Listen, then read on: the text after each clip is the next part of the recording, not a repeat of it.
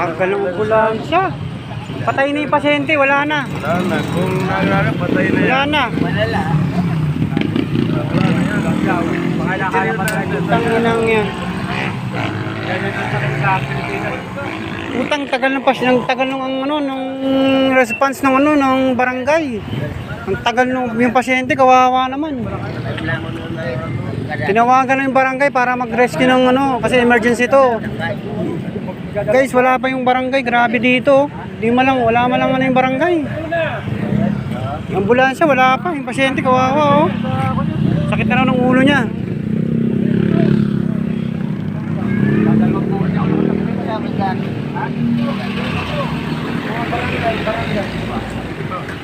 Grabe ang bagal ng responde ng ng emergency.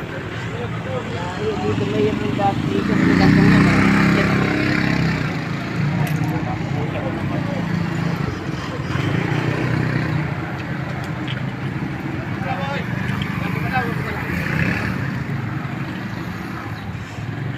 Pagka tumayo. Huwag kumalaw. Wag. Baka magkawa yung bagbang. Kasi yung ano mo, yung head injury mo ang ano dyan eh.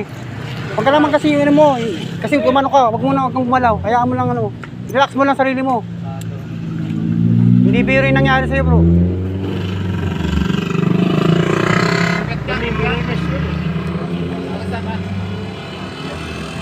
Magalit ko.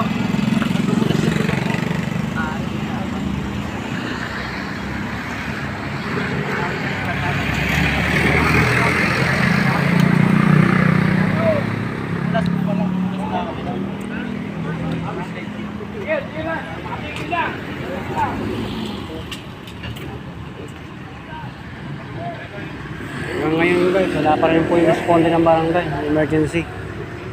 Tumawag na po sa barangay pero hanggang ngayon po yung ano po ng ambulansya po, wala pa dahil pasyente kawawa naman po. Nirereklamo po niya, masakit yung ulo niya. So, barangay na yan. Barangay yan.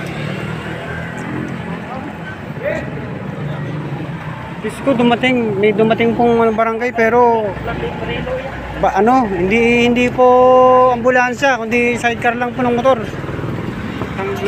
Palamang klaseng responde ng barangay dito sa Pitlan. Barangay Pitlan po nakakasakop sa lugar na to, guys. So ayan po. Shoutout po sa mga sa barangay Pitlan. Napakabagal po na responde nyo. Patay na po yung pasyente, wala pa po yung tumawag na pong barangay, tinawagan na po kanyang barangay, ngayon wala pa.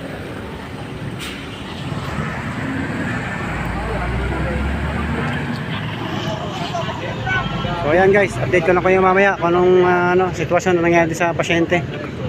So maraming sa panonood nyo guys. Maging oktong naging yung aming nabangga.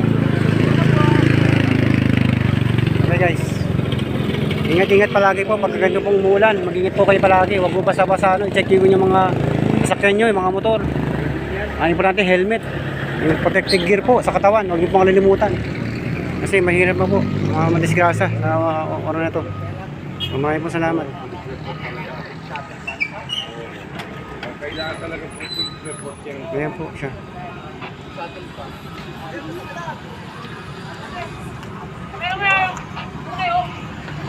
Okay.